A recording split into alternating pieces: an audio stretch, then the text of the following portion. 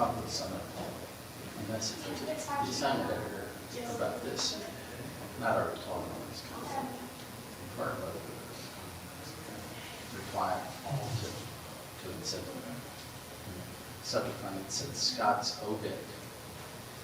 I guess I meant to say Scott's on it, but the B and the N are right next to that. Scott's obit. Scott, I'm very excited to hear that you died. Yeah. It's a pleasure working with you. I had a good run. You did. I look forward to you profession. Thank you. Come on.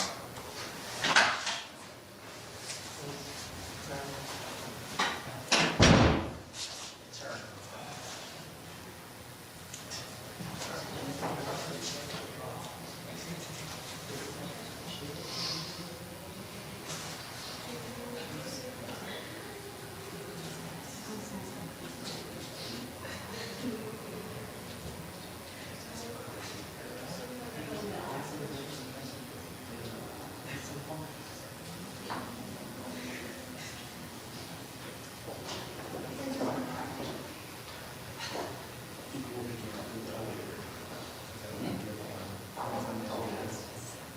That'd be good. Ball machine.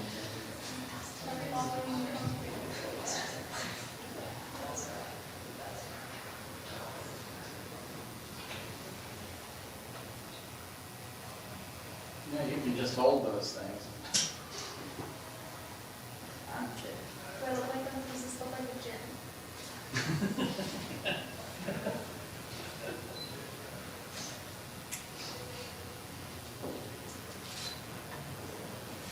I tried last time and the video was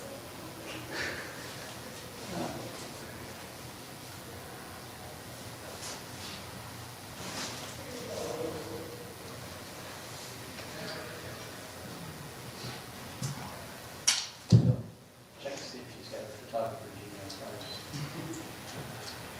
Seriously, you got a license for that?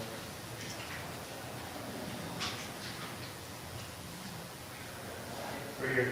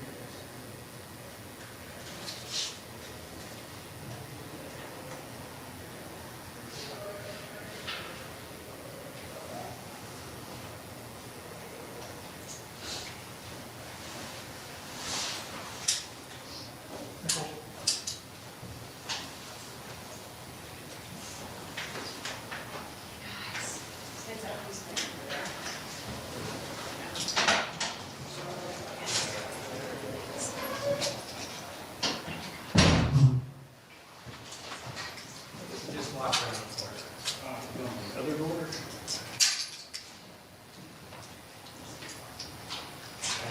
Changes mind. So that sounds like.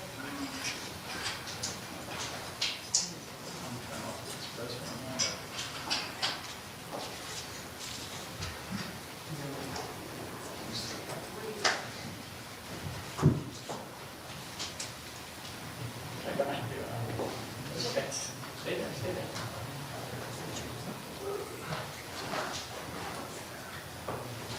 Got a fan.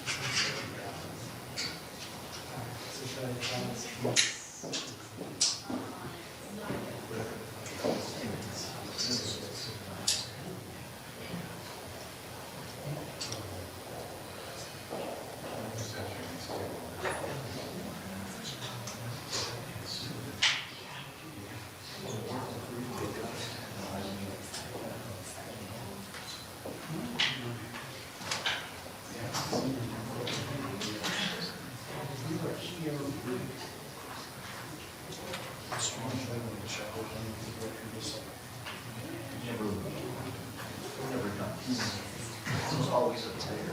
I know, but I usually look for like. Right, yeah. Good stuff. Was he just standing? Was he passed by? Or, he didn't go out.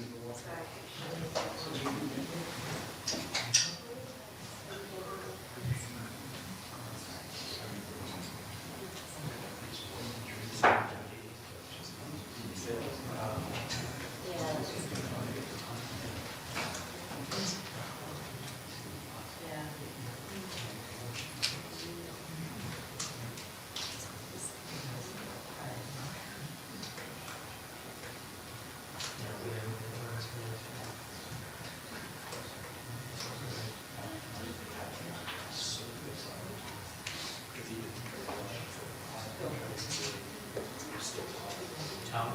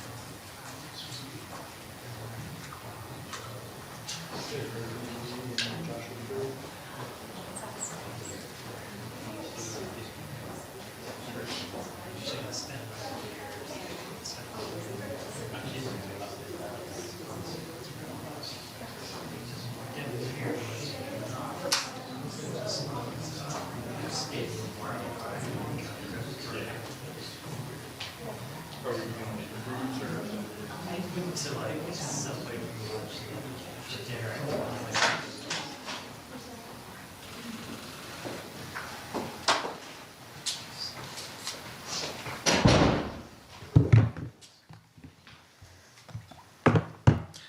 Good afternoon, everybody. Seems like most of you guys are here. And thank you for taking the time. Let me get started. So, throughout his entire career, in business, reality TV, and politics, Donald Trump has had one and only one play: bullying his opponents into silence. He did it as a failed casino owner who bankrupted his properties and screwed over his contractors. He did it as a reality TV host known for firing people. And he's done it as president who tries every day to intimidate people with no regards for the rights or well-being of the American people. I'll say this for the guy: while he's never seemed to do much else right, for most of Donald Trump's career, bullying people has worked out for him. But not now. Because I won't let it happen. The American people won't let it happen. President Trump is trying to silence me, threatening to kill me for saying what is true. And he sent his Secretary of Defense after me. And it's not going to work. Here's how we got here. A week and a half ago, Senator Slotkin and I, along with others who also served in the military and the intelligence communities, we released a video with a simple message to service members that they must refuse illegal orders. Nothing was controversial about that. Everyone must follow the law. No one may break the law. This is pretty basic stuff. Seeing that video, here's how any other president would have responded. They would have said 2 words: of course. But that's not how this president responded. We've become so accustomed to Donald Trump's behavior that it is worth emphasizing. The President of the United States said that 2 U.S. senators and 4 members of the House of Representatives should be arrested, hanged, executed for something we said, for something that is true. My family knows the cost of political violence. My wife, Gabby, was shot in the head and nearly died while speaking with her constituents. The president should understand this too. He has been the target of political violence himself. The Speaker of the Minnesota House of Representatives, Melissa Hortman, and her husband were murdered in their home this year. The governor of Pennsylvania, Josh Shapiro, had his house firebombed this year. Then Charlie Kirk was assassinated at Utah Valley University, a place I visited just a few weeks ago with Republican Senator John Curtis. Faced with a wave like this, every other president we have ever had in the history of this nation would have tried to heal the country. But we all know Donald Trump. He uses every single opportunity to divide us. And that's dangerous. The president's words carry tremendous weight. People listen to him. And he knows that. And that's exactly why he does what he does. He makes these threats to silence people. And if that doesn't work, he abuses his power to intimidate people. And with the consent of Republicans in the United States Senate, he has surrounded himself with people like the Secretary of Defense, Pete Hegseth, who will do whatever he says with no question, no matter what. Trump and Hegseth, they care more about publicity than they do about the rule of law. That's how I ended up finding out via a tweet that the Secretary of Defense was ordering an investigation into me. The same Secretary of Defense who has, from the moment he was nominated, has been historically unqualified for this position. The same Secretary of Defense who is reported to have ordered a second strike to kill shipwreck survivors in the Caribbean. If there is anyone who needs to answer questions in public and under oath, it is Pete Hegseth. It's a dangerous moment for the United States of America when the president and his loyalists use every lever of power to silence United States senators for speaking up. But we all know that this isn't about me, and it's not about the others in that video. They're trying to send a message to retired service members, to government employees, to members of the military, to elected officials, and to all Americans who are thinking about speaking up. You better keep your mouth shut or else. This has been a singular focus of President Trump's second term. Not addressing costs, not creating jobs, intimidating people, and going after the people he views as his political opponents. He's done it to companies. You better write a check to build my ballroom, or I might not approve your merger. He's done it with universities. You better fire your president, or I'll pull your research funding. He's even done it to late-night hosts. You better not make jokes that I do not like, or I'll get you taken off the air, and I'm going to take your company's broadcast license. And he does it every week with Republicans in the House and the Senate. You better toe the party line, or I'll make sure you never get reelected. Folks, this comes at a cost. And not only to American companies, colleges, and comedians. It damages every American's freedom of speech and the balance of powers that form the foundation of our democracy. Because when Republicans in Congress are too afraid to disagree with this president, it means that his bad ideas go unchallenged. He has slapped reckless tariffs on countries across the globe, skyrocketing the cost of everything from groceries to school supplies. Republicans historically, well, at least a year ago, they hated tariffs. But when it comes to voting to undo them, they are too afraid of Donald Trump. So Americans pay more for just about everything because of spineless politicians. It's the same with healthcare costs. There are Republicans in the House and the Senate who really want to do something to prevent these healthcare premiums from spiking for millions of Americans. The solutions are simple, but President Trump says he doesn't want to. So nothing happens. Nothing except a government shutdown.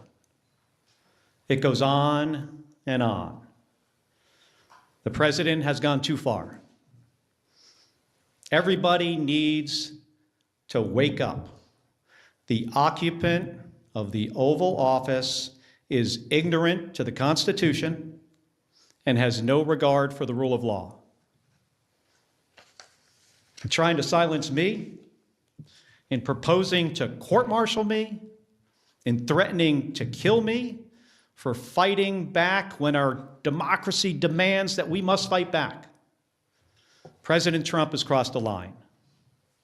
And this time, it's not going to work. I will not be intimidated by this president. I am not going to be silenced by this president or the people around him, because I've given too much in service to this country to back down to this guy. In 1991, when Donald Trump was driving the Taj Mahal casino into bankruptcy, I was getting shot at over Iraq and Kuwait. In 2001, after Donald Trump said that the collapse of the Twin Towers meant he now owned the tallest skyscraper in Manhattan, I was carrying flags honoring 9/11 victims into space on a rocket ship.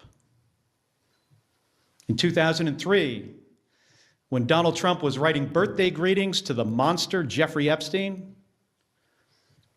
I was the first on the scene to recover the bodies of my fellow astronauts who died when Space Shuttle Columbia exploded during re-entry.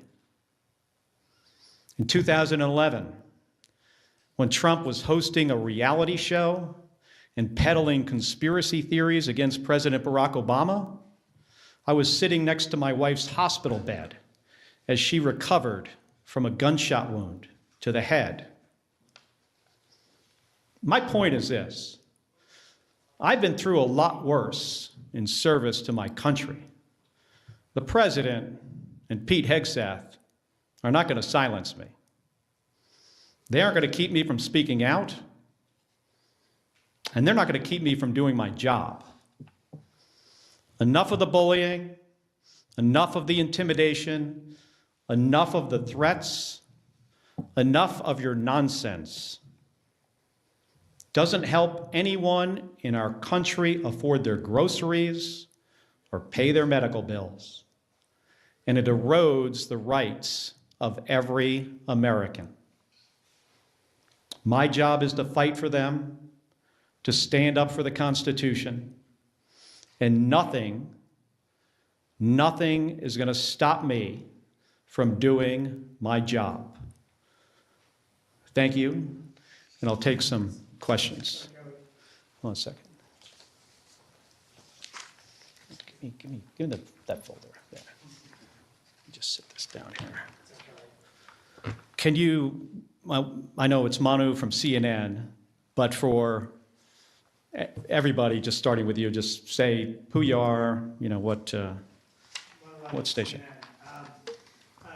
The White House said today that Admiral Bradley gave the order for that second strike on the Venezuelan boat. They also said this was a lawful strike. Yesterday you said the second strike could be a war crime. Do you think that Bradley committed a war?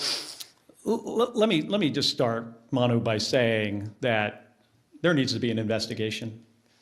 We need to pull some of these members of DOD and the military into the armed services committees in the House and the Senate.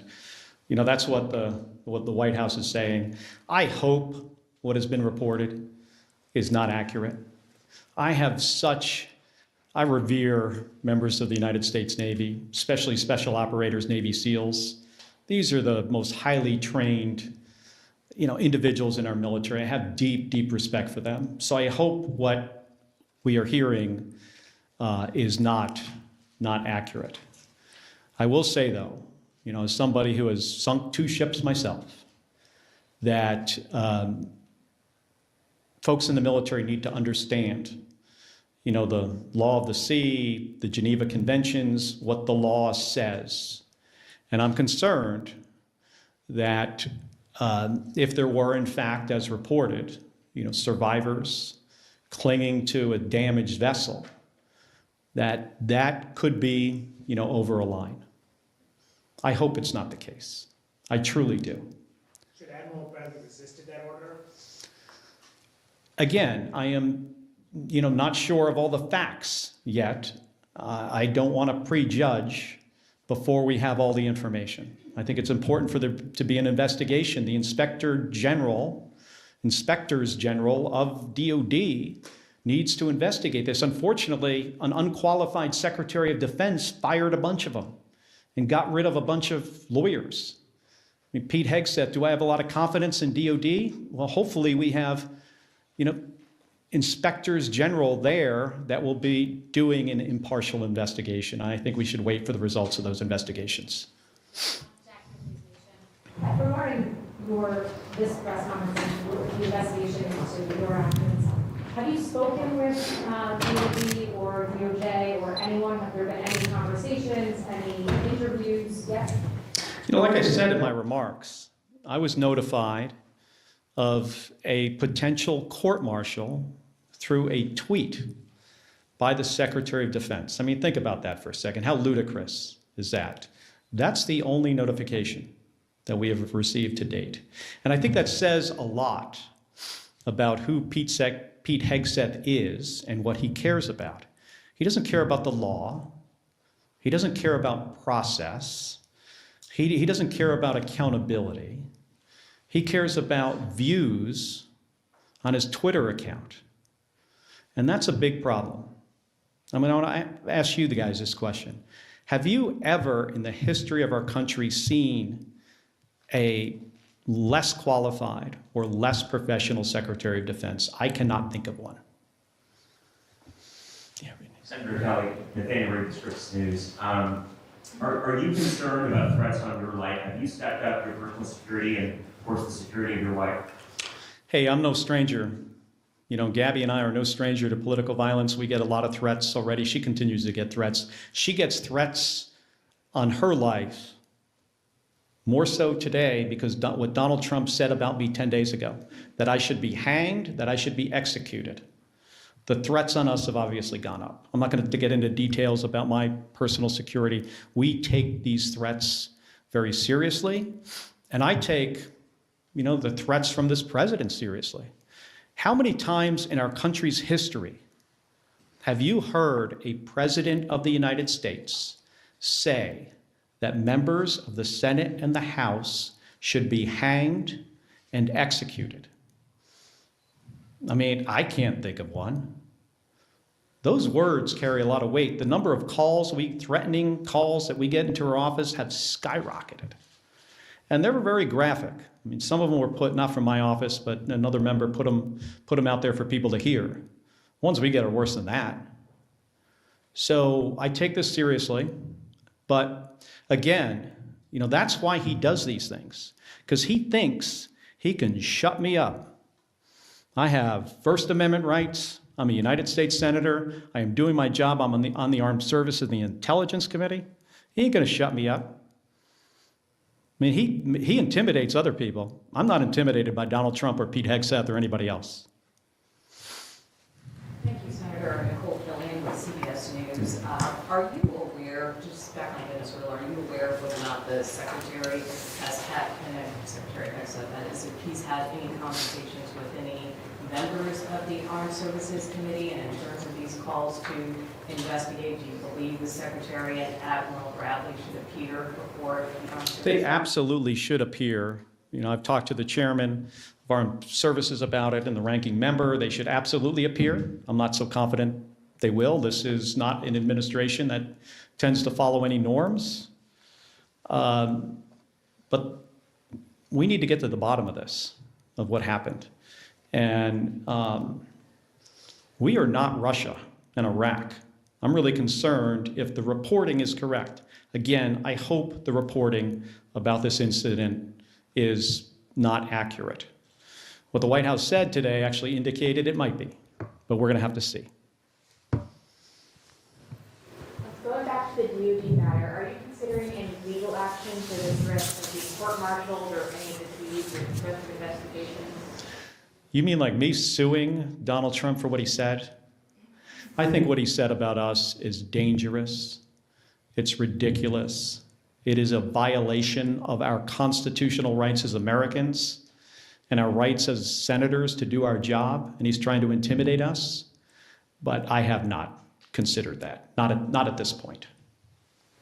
Thank you, Senator. Senator Florida, after your public debate, do you see this as fundamentally first amendment issue for you that you want to highlight against the president who's trying to silence you? And how do you see the whole process playing out? Well, again, this isn't really about me. And that's why I think people are kind of got this a little bit off here. It's not about me. It's not about the other 5 members in the video. It's not about Alyssa Slotkin, Chris DeLuzio, Chrissy Houlihan, Jason Crow, Maggie Goodlander. It's not about us.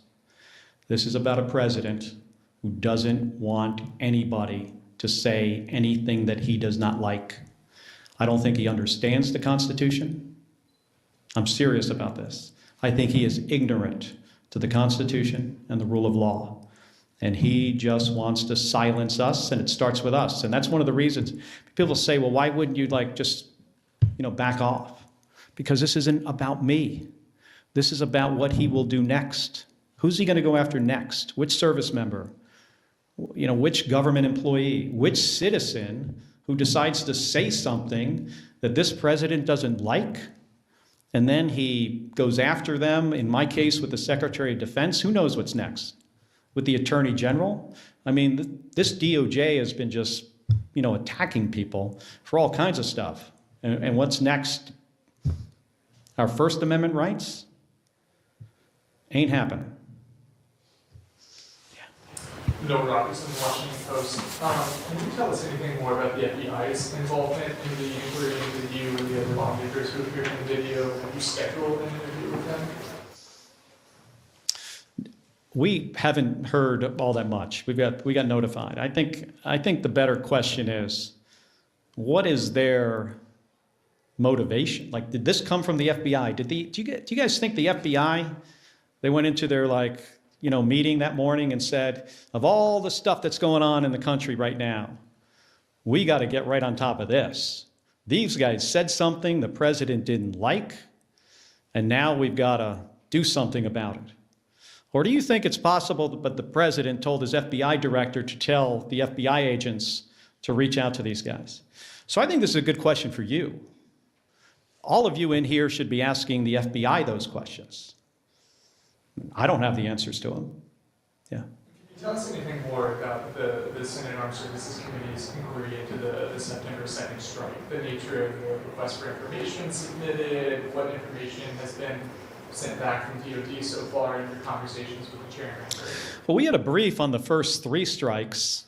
And I have said this, before 10 days ago, that they're tying themselves in knots trying to explain why this entire operation is legal. And I imagine eventually, I hope you have an opportunity to see the legal argument that they made to do this. It's important for the American people to see it. We have to get folks before the committee. And, that process might take a little while. But I ultimately think we're going to get to the bottom of this. And again, if what seems to happen actually happened, I'm really worried about our service members. I was talking about this from the beginning of this operation, that the thing that I am most concerned about is the very difficult situations that this Secretary of Defense is going to put service members into. And it's because this guy is so unqualified for the job. I mean, think about this. He runs around on a stage talking about lethality and warrior ethos and killing people. We have the most competent, capable military this planet has ever seen by far. That's not the message that needs to come from the Secretary of Defense. The message should be about what's our mission and accountability and the rule of law and training. And let me make sure you're equipped to do really hard jobs. Let me give you all the tools you need to do something that often is an impossible mission. And instead, he runs around on a stage like he's a 12-year-old playing Army. And it is ridiculous. It is embarrassing. And I can't imagine what our allies think of looking at that guy in this job, one of the most important jobs in our country. In my view, after the President of the United States, it is the next most important job. He is in the National Command Authority for Nuclear Weapons. And last night, he's putting out on the internet turtles with rocket-propelled grenades. Have you seen this? This is the Secretary of Defense. This is not a serious person. He should have been fired after Signalgate. And then every single day after that. Ali Kapoor of ABC News. Just to put a finer point on it, because you were quite vocal about the sort of flimsy legality that was being offered during the briefings, were these sort of strikes that are now in the news what you were making reference to when you posted that video telling members of the military that they needed to feel okay just obeying orders that they felt were illegal? Based on who this president is and who the Secretary of Defense is, and specifically things that the president has said in the past and things he was talking about doing in the future. Let me give you an example. 2016, he's talking about something on a debate stage that was clearly illegal. And he was reminded by Brett Baer from Fox News that that would be an illegal order. Military won't do that. You know what the president's response was to that? The military will not refuse my orders. Implying that even if they are illegal, they will not refuse them. He's also talked about shooting protesters in the legs. Then he's talking about deploying more troops to American cities and using those cities as training grounds. Do you know what that means? That means using the American people for the military to train on. So we were looking forward to try to head something off at the pass that could have been really, really bad. So it wasn't about this specific thing. Yeah. Jennifer Shutt, the States Newsroom. The NDAA conference report is set to come out later this week, over the weekend, or early next week. In addition to that, you all have not yet conferenced out the defense appropriations bill for the current fiscal year. Do you see either of those as options for you and other lawmakers concerned about the Defense Department, the actions in Venezuela, and other situations to address those legislatively in either the NDAA or defense approach? Well, I think it could be if we could get bipartisan support to do something like that. Sure. That's sometimes challenging. Because, remember, my Republican colleagues, not all of them, but most of them, are fearful of this president. They do not want to cross him. They see what just happened to me. I said something that he did not like, and he said, I will be hanged, executed, prosecuted. He doesn't even have the order right. Yeah. Michael Chanel with MS Now. You mentioned earlier that the video was meant to tell service members something that's already law, that they're not required to obey, to act on legal orders. Since it already is the law, and presumably service members are aware of the law, why did the six of you guys feel it was necessary to make the video in the first place? Well, I think it's good for people to get a reminder. And we wanted to show that we had their back and we understood the situation they were in. Pretty simple. And we said something that is in the Uniform Code of Military Justice. According to the law of armed combat, we stated something pretty simple. Every service member doesn't hear these reminders as frequently as other service members. So we felt it was important to say under the circumstances. Right here. Thanks. Yeah. Thank you, Senator. Joe Capote with the Associated Press. When you participated in the video, did you expect that the president would respond? Was that part of your expectation? We did a video before that he did not respond to. I was really surprised that he responded at all. And I thought if he was going to respond, so what I just said when I gave my remarks, I thought he would have said, of course, members of the military shouldn't follow illegal orders. So when he said, I was sitting in the skiff next to Alyssa Slotkin, by the way, when somebody comes in with a little piece of paper and it says, I could see what it said on it as it was handed to her, President just called for your execution. She leaves the room. 5 minutes later, she comes back. She says to me, he's called for your execution too. That was not the response we expected. Two questions. As you say, you're still gathering the facts, still not clear exactly what happened here. But if the Secretary of Defense did issue an order to kill people after on the second strike like this, is that an impeachable offense?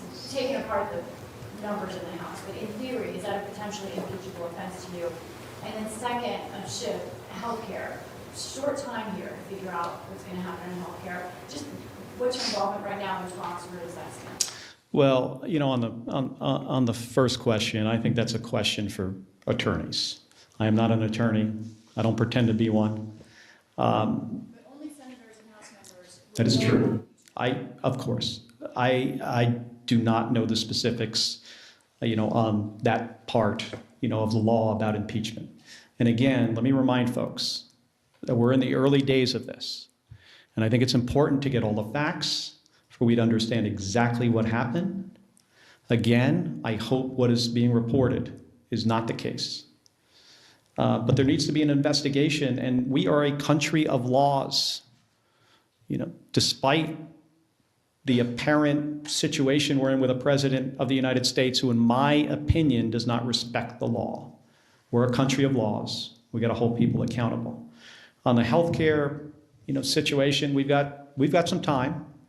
I'd like to see a bipartisan solution because millions of my constituents, the people I represent in Arizona, and millions of more people across the country are not going to be able to afford their health care. And they're one accident or illness away from bankruptcy. People lose their health care, they die.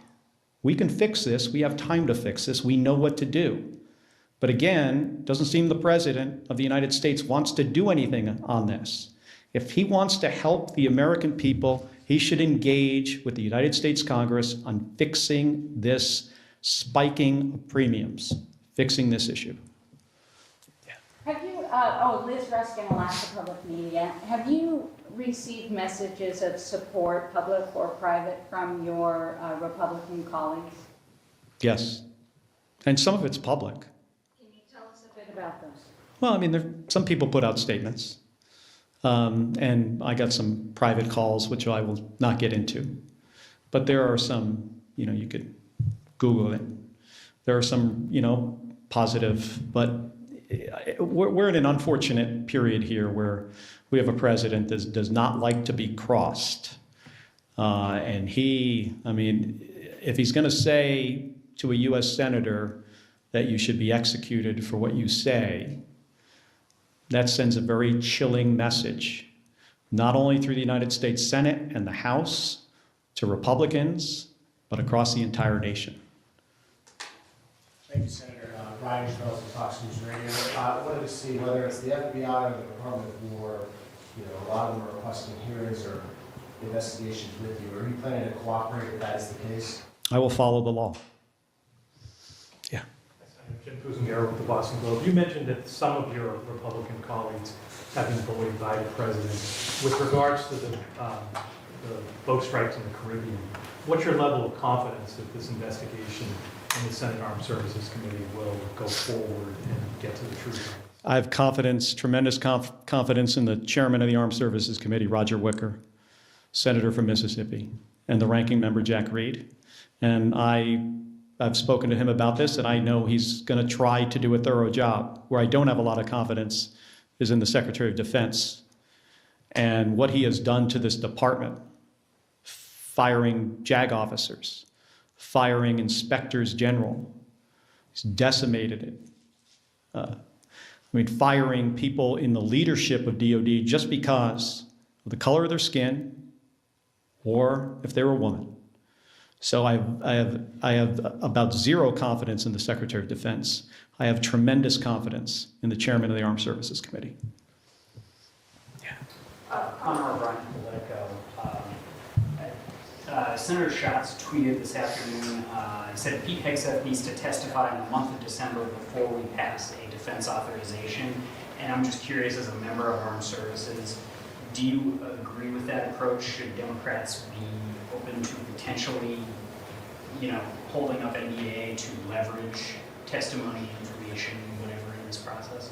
I spent 25 years in the United States Navy. I understand the importance of the defense bill and the programs that we authorize and the changes we make to policy through that piece of legislation. I've talked to Senator Schatz, and we'll continue to talk about this, but in general, my view, on this is we've got to be very thoughtful about how we handle the process of the defense bill. Yes. Carla Avenue, just to clarify, you were not briefed on the double tap of the first strike. None of your briefings have included that. If Hegseth will not testify, will you call on Admiral Halsey of Southcom to come in and testify? And then lastly, on Venezuela, should the United States strike inside Venezuelan territory, do you think that is legal? So I'm going to have a conversation with the chairman and the ranking member about who specifically, we bring in to testify, whether we do it in public or not. I would generally prefer public hearing. We should probably do both. One in a classified setting, one publicly, so the American people could see. I'm still trying to figure out the justification that Donald Trump has if he was to, conduct kinetic strikes into Venezuela. What's the goal? Why hasn't he communicated this to the American people? That's the job of the president, to lay out a case before we go to war.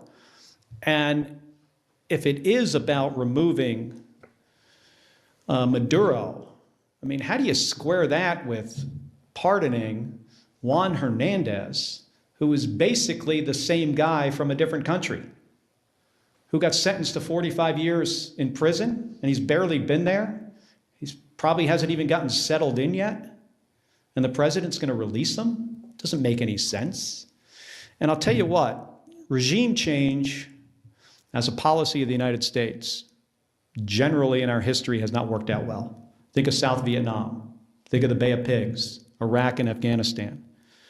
It results in the deaths of U.S. service members without the intended outcome. And in this case, I don't even think we know the intended outcome. President needs to make a case to the American people when he is about to put thousands of American men and women in harm's way. This is not the way to manage the U.S. military. Hey, I want to thank all of you for spending the time here today. I'm sorry the room is so warm in here, but we'll cool it down next time. Thank you. Appreciate it.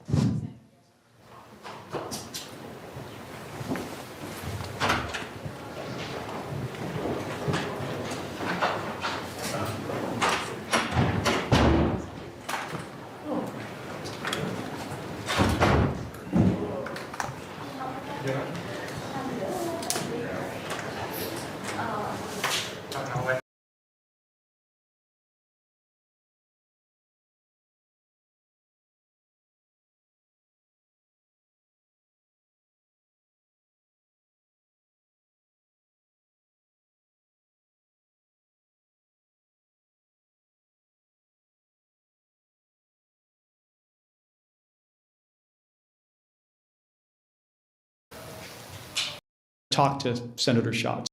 Hernandez in harm's way. This is not the way to manage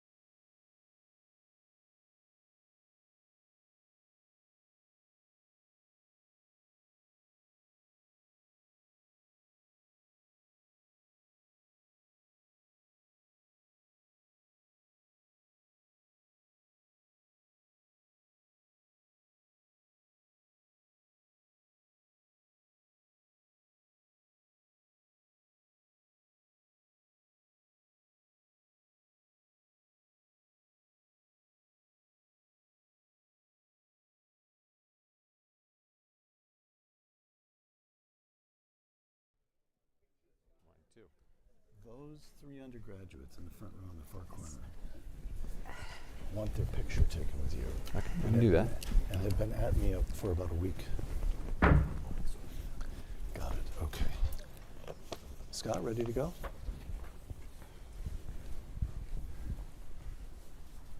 Well, we could just enjoy the silence for a moment. I am Peter Robinson, the Murdoch Fellow here at the Hoover Institution. Welcome to the second of 3 panel discussions in honor of the late Secretary of State and longtime fellow here at the Hoover Institution, George Shultz. The first panel concerned Mr. Shultz as a champion of human rights. The third and final panel will discuss his contributions to foreign policy. This panel is George Shultz as an economist. With us, Mike Boskin, who has been a Hoover Fellow for about a quarter of a century.